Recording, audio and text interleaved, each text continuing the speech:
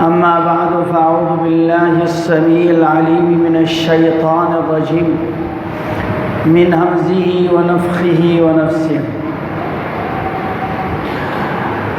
الذين يتبعون الرسول النبي الأمي الذي يجدونه مكتوبا عندهم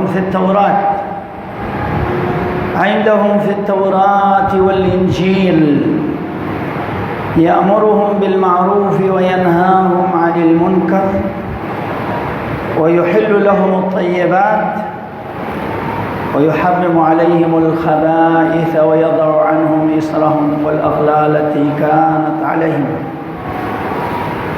فالذين آمنوا به وعزروه ونصروه واتبعوا النور الذي أنزل معه أولئك هم المفلحون.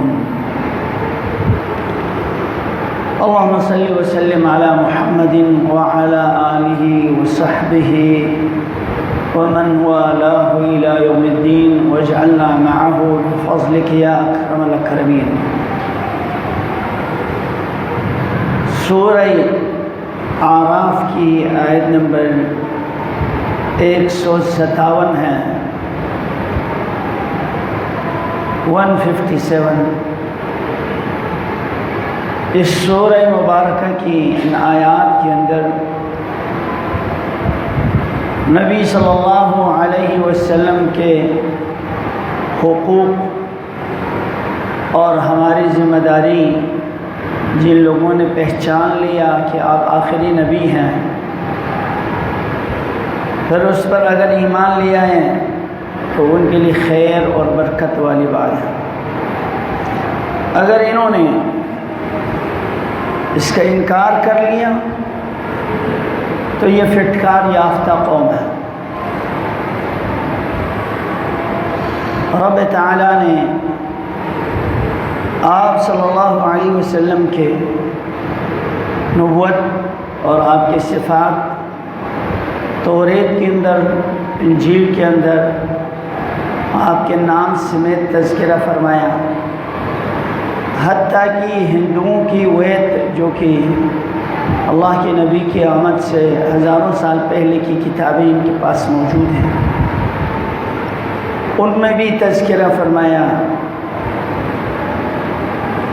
اور آپ کی صفات اور دین کی حقانیت آج کے جدید ٹیکنالوجی میڈیکل سائنس نے اور اہل حق کو عیاں کر دیا ہے.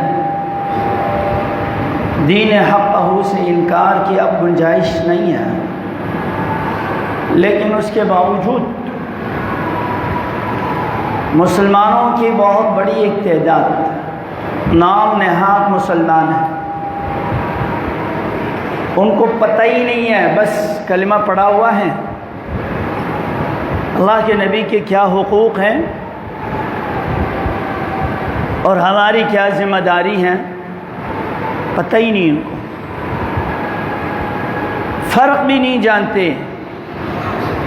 کہ اللہ کا کیا مقام ہے، رسول کا کیا مقام ہے، اور پھر نبی صلی اللہ علیہ وسلم کے مقام اور آپ کے اہل بیت اور خلیفۃ رسول اللہ ابی بکر عمر عثمان علی رضی اللہ عنہم ان کے مقام مرتبے کو بھی نہیں جانتے. خضر کو نبیوں سے بھی افضل قرار دیا اور ولیوں کو نبیوں سے آگے بڑھا دیا. جن کو فضیلت ملی ہے آپ صلی اللہ علیہ وسلم سے، آپ کو قرآن سے، اور آپ کو جس ہستی نے مقام مرتبت سے نوازے وہ اللہ رب العالمین ہے. اس مراتب کو مسلمان آج نہیں جانتے ہیں.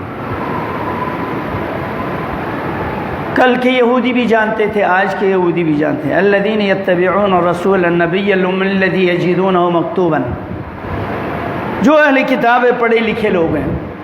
آج بے شمار یورپی لوگ مسلمان ہو رہے ہیں اور انہوں نے اپنے کتابوں کے اندر بھی نبی صلی اللہ علیہ وسلم کی صفات کو پڑھ لیا اور مسلمان ہو گئے۔ مدینہ کے اہل کتاب میں سے بھی لوگ آپ کے صفات کو جو توریت انجیل میں پڑھ لیا تھا اس کو دیکھ کر ایمان لیا ہے۔ ان میں سے مشہور صحابی سلمان فارسی رضی اللہ عنہ آپ کی آمد کے منتظر فارس سے چل کر روم اور روم سے عرب کی سرزمین میں پہنچے، اور جہاں کوئی راہب اور عالم ملے اس کے پاس جا کے دین کے بارے میں معلومات لیتے ہیں، اور قدرت نے ان کو اٹھا کے مدینے میں پہنچا دیا، غلام بن گئے اور صفات آپ کے دیکھتے ہی مسلمان ہو گئے۔ یتبعون الرسول النبی الامیہ، وہ رسول وہ نبی الامیہ جو خود اپنے نگاہوں سے دیکھ کر پڑھ نہیں سکتے ہیں، اپنے ہاتھوں سے لکھ نہیں سکتے ہیں۔ وَلَا تَخُطُّهُ بِيَمِينِكَ، قرآن نے فرمایا آپ اپنے ہاتھ سے لکھتے نہیں ہیں، لکھنے کی صلاحیت آپ کو دی ہی نہیں ہے۔ اگر آپ اپنے ہاتھ سے لکھنے کی صلاحیت ہوتی اور کتابوں کو پڑھنے کی صلاحیت ہوتی تو یہ اہل کتاب اور دوسرے لوگ کہتے ہیں یہ تو ہمارے کتابوں میں موجود ہے، وہاں سے پڑھ پڑھ کر لکھ کر انہوں نے یہ قرآن ترتیب دی ہے۔ الامی، یہ عرب کی سرزمین کے لوگ اپنے آپ کو امی کہتے تھے، ان پڑھ لوگ، پڑھنا لکھنا عیب سمجھتے تھے وہ، اور ایسی ذہانت ایک دفعہ سن لیا تو پھر بھولتے ہی نہیں تھے، یاد کرنے کی ان کو ضرورت نہیں ہوتی تھی۔ یہ ذہانت بہت دیر تک عربوں میں رہیں، اور آج بھی خال خال کچھ بچے نظر آتے ہیں۔ فلسطین کے 16-17 سال کے نوجوان ہیں، اس کو قرآن کے ساتھ ساتھ ساری احادیث یاد ہے، ساری فقہ کی کتابیں یاد ہیں، تاریخ ادب کی کتابیں زبانی یاد ہیں، حدیث کے راویوں کے نام تک ترتیب سے یاد ہے۔ اس گئے گزرے زمانے میں اگر ایسے افراد موجود ہیں تو اس زمانے میں تو خالص چیز کھایا کرتے تھے۔ آج لوگوں کی ذہن اگر خراب ہے ناجائز اور حرام چیزیں کھانے کی وجہ سے، آپ کے کراچی میں بھی کچھ ایسے بچے بچیاں لوگوں نے بتایا جن کو ایک دفعہ 2 دفعہ پڑھنے کے بعد یاد ہو جاتا ہے۔ ان پڑھ ہونا عیب ہی نہیں تھا اس زمانے میں، اور نبی کے لیے یہ تو ان پڑھ ہونا یہ معجزہ ہے۔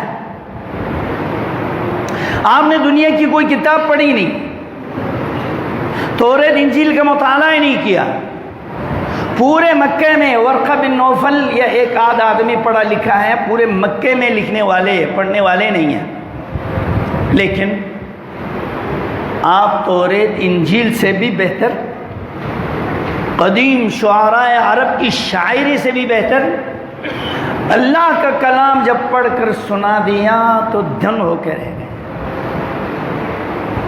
مغرب کے نماز میں، عشاء کی نماز میں لمبے لمبے قرات کرتے تھے نبی صلی اللہ علیہ وسلم، ارقم بن ابی الارقم کے گھر میں، اپنے گھروں میں رات کی نمازیں پڑھتے تھے۔ فرض تو نہیں تھا، یہ نفلی طور پر نمازیں پڑھتے تھے شروع میں۔ تو یہ عرب کے ادبا شعراء چھپ کے آ کے پس دیوار سے سنتے رہتے تھے، اور جو آپ سے سنتے ہیں بعض اوقات بیت اللہ کی دیواروں پر بھی لکھ دیتے تھے۔ اِنَّا أَعْطَيْنَاكَ الْكَوْثَرَ فَصَلِّ لِرَبِّكَ وَانْحَرْ إِنَّ شَانِئَكَ هُوَ الْأَبْتَرُ۔ پھر نیچے لکھنے والے نے فرمایا مَا هَذَا قَوْلُ الْبَشَرِ، یہ کسی انسان کا کلام نہیں ہے۔ تو نبی کا ان پڑھ ہونا یہ عیب نہیں ہے. منکرین حدیث نے اس کو بڑا مسئلہ بنا کر اس آیت کو جناب یہ ام القرآن کی طرف نسبت ہیں. تو عرب میں کوئی اور امی نہیں آئے کہ صرف ہمارے نبی نے ہی اپنے آپ کو امی قرار دیا.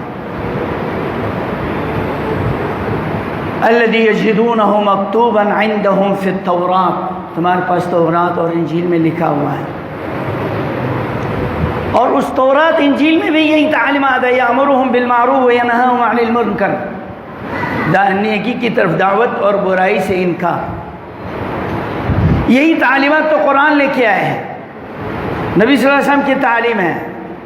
یحل لہم الطیبات، اللہ کے نبی ان کے لیے اللہ کے حکم سے پاک چیزیں حلال کر دیتا ہے اور ناپاک چیزیں حرام کر دیتا ہے. آج خنزیر پر تحقیق کیا گیا تو سب سے خطرناک ترین زہریلے گوشت ہیں جو انسان کی صحت کے لیے مضر ہے.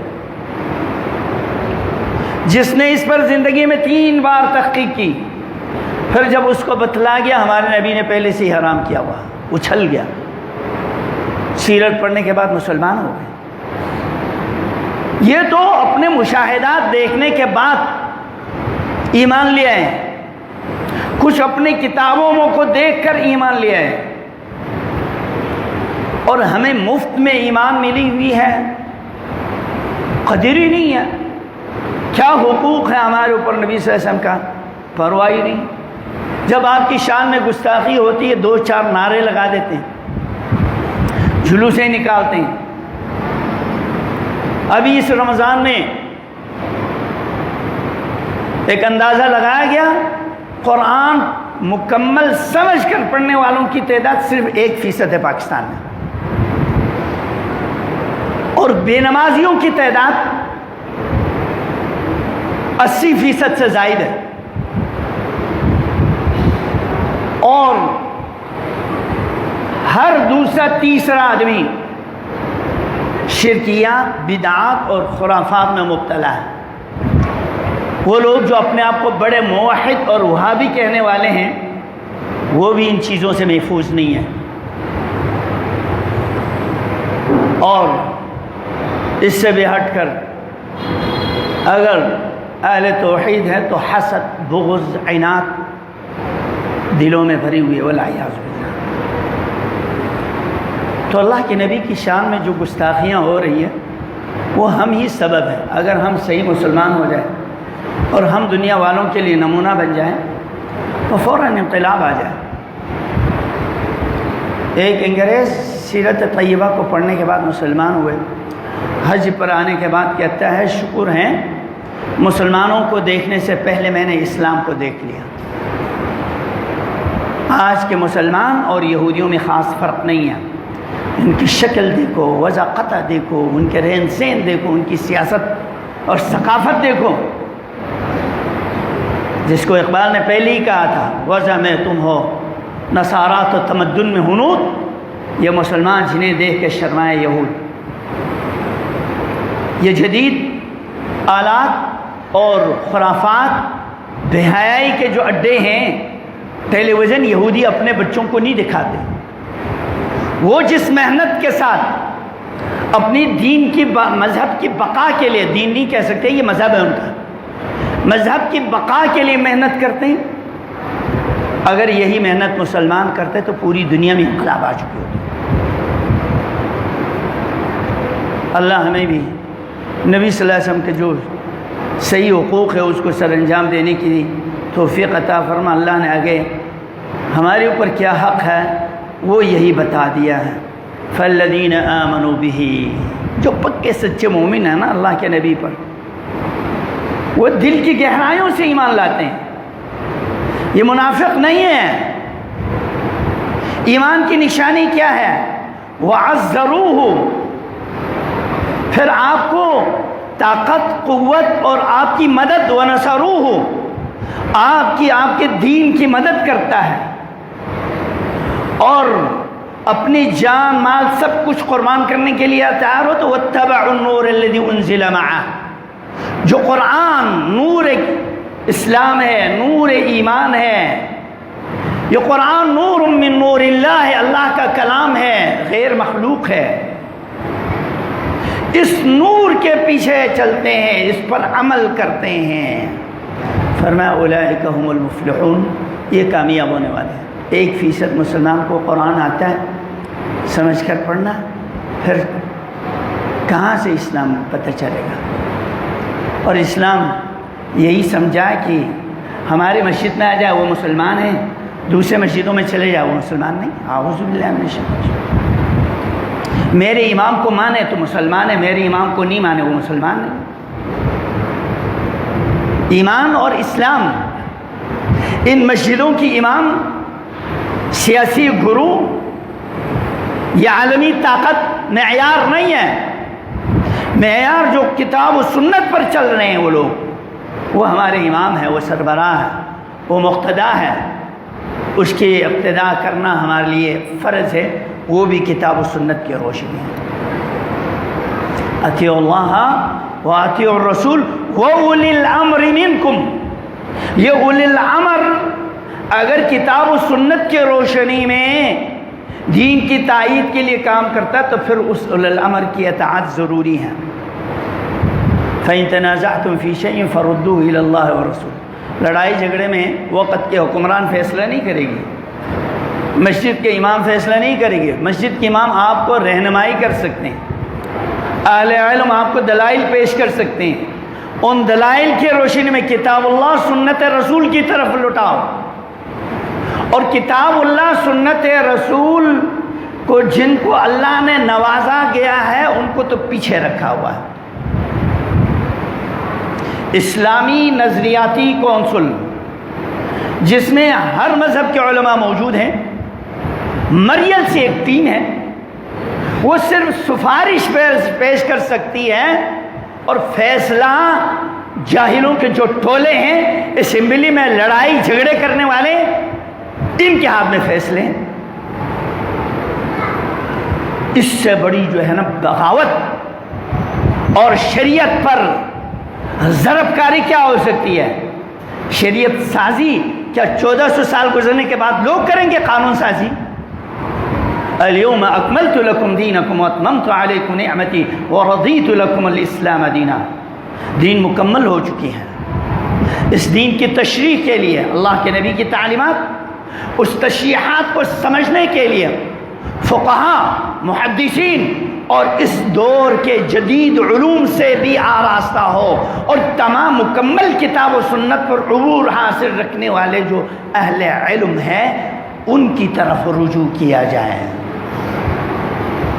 آج گھر گھر میں لڑائی ہے، کیوں؟ سیاسی لڑائی، اقتدار کی لڑائی ہے۔ لوگ کافر مر رہے ہیں، مشرک مر رہے ہیں، کوئی پرواہ نہیں، مرتد بے نمازی مر رہے ہیں۔ جس گھر میں ایک بندہ یا ایک بندی بے نمازی ہو اس گھر پر اللہ کا قہر اور عذاب نازل ہو سکتا ہے۔ جس شہر میں مؤذن کی اذان بلند نہیں ہو رہی ہو اس شہر پر اللہ کی فٹکار نازل ہوتی ہے۔ آپ دیہاتوں میں چلے جائیں، کتنے ایسے دیہات ہیں مسجدیں ویران پڑی ہوئی ہیں، کوئی اذان نہیں۔ کچھ ایسے جگہ ہیں اذان توحید کے ساتھ ساتھ کچھ شرکیہ نغمے پڑھتے ہیں، اس کا مسجد سے کیا واسطہ ہے؟ ان نغموں کا اللہ کے کلام کو چھوڑ کر لوگوں کی کلام کو ترویج دیا جا رہا ہے۔ اور میں اس میں یہ کہتا ہوں، وہ محبت جو اطاعت رسول سے ہو خالی، وہ محبت جو اطاعت سے ہو خالی، دعوی محبت ہو صرف زبانی و کلامی، محبوب کی دشمنوں سے ہو تمہاری یاری اور وفاداری، محبوب کی دشمنوں سے تمہارے ہو وفاداری اور یاری، اور محبوب سے محبوب کے وفاداروں سے ہو تمہارے بے وفائی اور دغابازی۔ تعص الرسول وأنت تزهر حبه هذا لعمری فی الزمان بدیع. نبی صلی اللہ علیہ وسلم کے حکم کی خلاف ورزی کرتے ہیں، پھر کہتے ہیں میں نبی صلی اللہ علیہ وسلم کا محب ہوں اور آپ کے پیروکار ہوں. سبحان اللہ، سبحان اللہ، لا الہ الا اللہ. ہم یہی سمجھتے ہیں، بڑے نعرے لگاتے ہیں، اور رحمت عالم بھی ہے، فخر دو عالم ہے، امام اعظم ہے، شفیع محترم ہے. اور جب دنیا جنگ و جدل میں مبتلا ہے تو آپ نے وہ صاحب ربط تصادم ہے، فقر تنعم ہے، اونچ نیچ کو آپ نے ختم کیا، جس کی دعوت اسلم نے سارے مسلمان ہو گئے ہیں. اور جس نے اللہ کی عبادت کر کر کے وہ حامد بھی ہے، وہ محمود بھی ہے، وہ محمد بھی ہے، وہ احمد بھی ہیں، وہ صاحب جمال و کمال بھی ہے، وہ سید البشر ہے. من ہدیہ و فضلہ بنور القرآن لقد نور قلب البشر، بنور القرآن لقد نور قلب البشر. قرآن کی نزول کے بعد پوری دنیا کو منور کر دیا آپ صلی اللہ علیہ وسلم نے. آپ کے رسالت کے بعد دنیا میں کسی کی رسالت نہیں، آپ کی نبوت کے بعد کسی کی نبوت نہیں، آپ کے اطاعت کے مقابلے میں کسی کی اطاعت نہیں، آپ کے امامت کے بعد کسی کی امامت نہیں، آپ کی شریعت کے بعد کسی کی شریعت سازی نہیں. یہ ساری شرک فی الشریعت ہے. جو قانون سازیاں کرتے ہیں نبی کی شریعت کے مقابلے میں، جو قانون سازی کرتے ہیں، یہ مشرک فی الشریعت ہے والعیاذ باللہ. اس کے لیے صرف مرزا غلام احمد قادیانی بننا کافی نہیں ہے.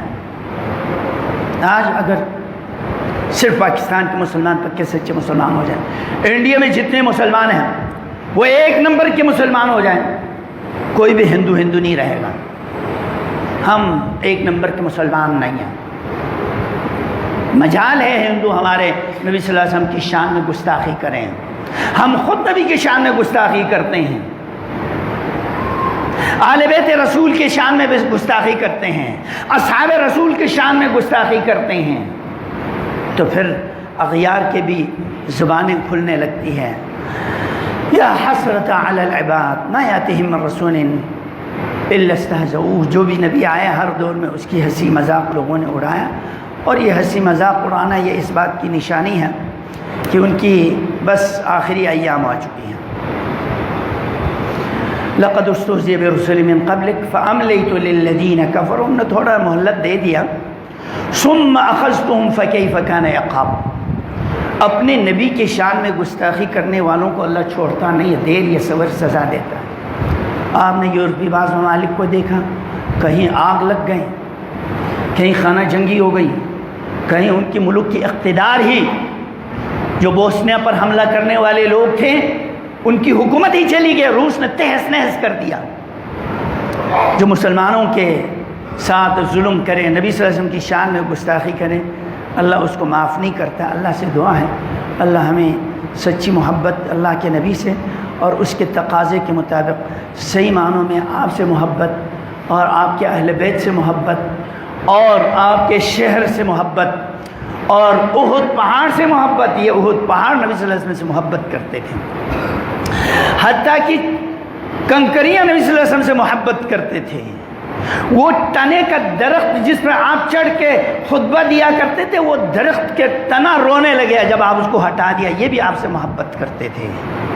وہ اونٹ جو پاگل ہو چکے تھے، اس کی شکایت کرے اللہ کے نبی کے پاس، یہ پاگل ہو گیا. جب آپ پہنچے تو کسی کو تو قریب آنے نہیں دے رہے تھے، وہ بیٹھ گئے اور آپ کے سامنے سجدہ کر دیا. مسند احمد بن حنبل کی روایت ہے.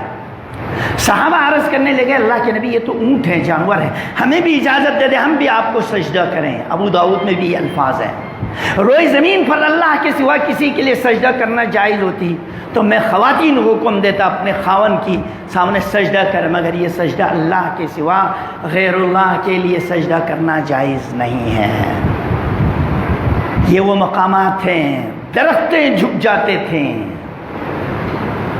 اور احد پہاڑ جول کھانے لگے آپ کی سواری ہونے پر. فرمایا احد ٹھہر جاؤ، یہ عہد یحبنا ونحبہ، ہم اسے محبت کرتے ہیں، یہ ہم سے محبت کرتے ہیں۔ شجر حجر، حیوان چرن پرن سب آپ سے محبت کرتے ہیں، شکایتیں کرتے ہیں۔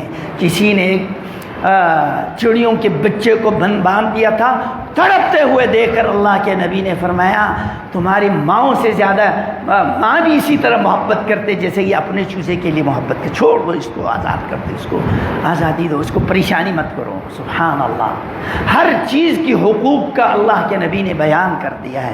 اللہ ہمیں نبی صلی اللہ علیہ وسلم کے حقوق کو بجا لانے کی توفیق عطا فرما۔ سبحانک اللہم و بحمدک، اشہد ان لا الہ الا انت، استغفرک۔